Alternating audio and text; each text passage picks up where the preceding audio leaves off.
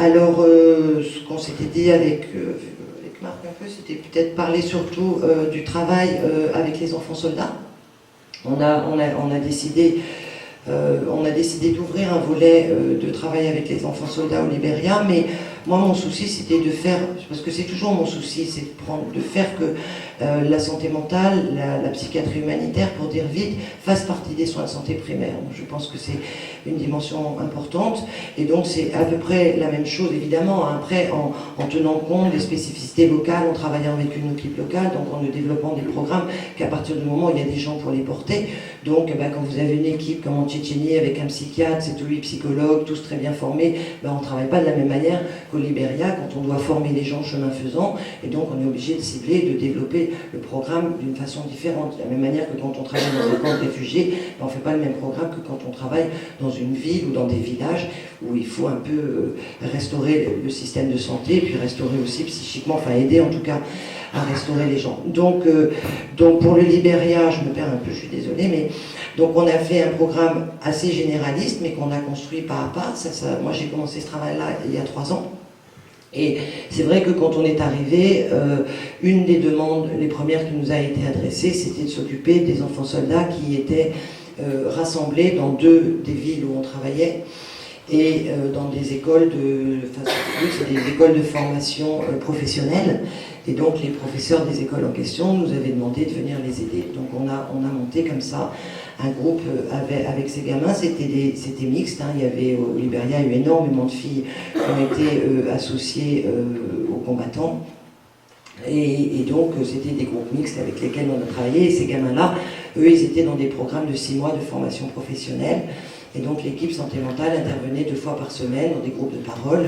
Et puis après, une fois que les écoles ont fermé, les gamins ils ont été lâchés dans la nature, ce qui était extrêmement prématuré par rapport à leur capacité pour se resituer. Je vais vous expliquer un peu pourquoi. Et donc nous, après l'équipe, on les a accompagnés. Donc on a choisi tout à fait délibérément d'arrêter la file active à environ 250 jeunes, parce qu'on ne pouvait pas faire plus. Surtout que moi, ça me tenait très à cœur que l'équipe santé mentale, qui était petite, hein, parce qu'on n'a pas les moyens de les mesurer dans une ONG, même quand ça s'appelle Médecins du Monde. Et donc moi j'avais 7-8 personnes dans l'équipe. Il fallait que je me batte pour qu'on embauche un infirmier, mais voilà. Donc avec des moyens réduits, on n'est pas dans la toute-puissance. Et moi j'ai été très attentive à ce que, certes, c'était bien de s'occuper des enfants soldats, mais en tout cas il était hors de question qu'on fasse que ça, vu ce qu'avait traversé la population et les besoins énormes dans les villages, en particulier les femmes, etc. Bon là j'ai pas le temps de vous en parler, mais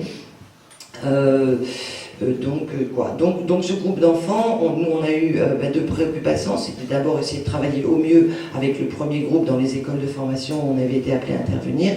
Et puis après, c'est vrai que les enfants soldats au Libéria,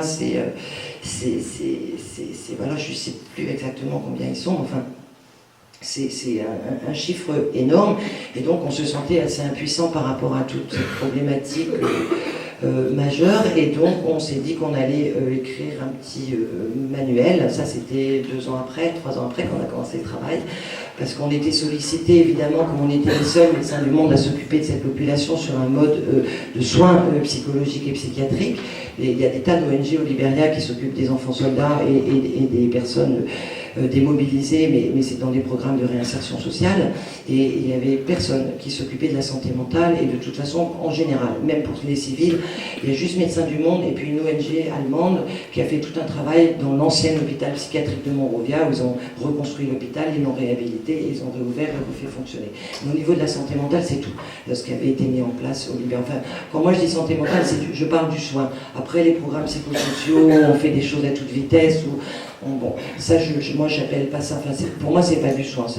Non pas que ça n'ait aucune utilité, mais moi, je suis psychiatre, je travaille avec des psychologues, avec des infirmiers psychiatriques, et c'est vrai que j'ai un petit peu du mal avec les kits tout faits où on s'occupe des gens pendant 2 mois et puis après on pense qu'ils sont guéris.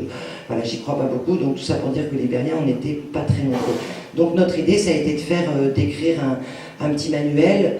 Voilà, donc j'en on est laissé la base, pour ceux que ça intéresse, c'est en anglais, parce que c'est un tout petit manuel destiné aux travailleurs sociaux du Libéria, justement parce qu'on avait le sentiment qu'on ne pouvait pas faire plus que ce qu'on faisait, de s'occuper de ce groupe de 250, alors qu'en même temps c'est dérisoire par rapport aux besoins, mais l'idée était que, voilà, qu'après il y a un petit manuel, et puis qu'ailleurs les gens commencent à travailler, et puis fassent comme ils veulent. De toute façon, quand il n'y a pas de moyens et quand les gens ne sont pas formés, c'est un petit peu difficile.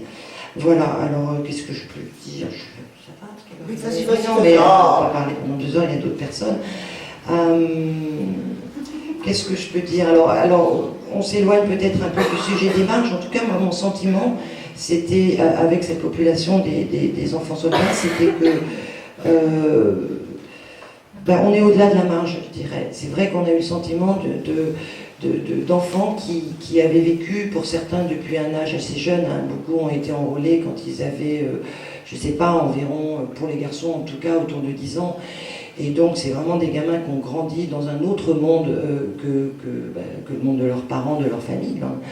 Et donc, je dirais, voilà, autant on pourrait dire des réfugiés qui sont effectivement au bord du monde, dans les marges du monde, autant les enfants soldats, mon sentiment permanent avec eux, c'est que c'était des gamins qui revenaient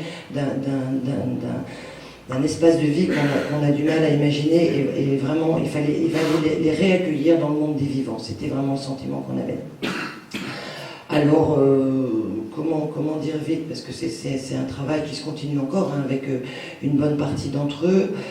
Qu'est-ce que je peux vous dire pour aller un petit peu vite? Alors, oui, on a été très attentifs, parce que voilà, on l'avait décidé, puis peut-être parce que en tout cas, moi j'étais sensible à s'occuper des filles. Alors on s'est rendu compte, au début on avait dit on allait s'occuper que des filles. Alors ça on s'est rendu compte assez vite que c'était pas possible, parce que les filles de toute façon elles étaient dans des écoles de formation, les fameuses écoles dont je vous parlais tout à l'heure, et qu'elles étaient avec des garçons, donc ça paraissait très difficile d'arriver là-dedans et dire on s'occupe que des filles et puis les garçons, voilà, pas de chance pour vous.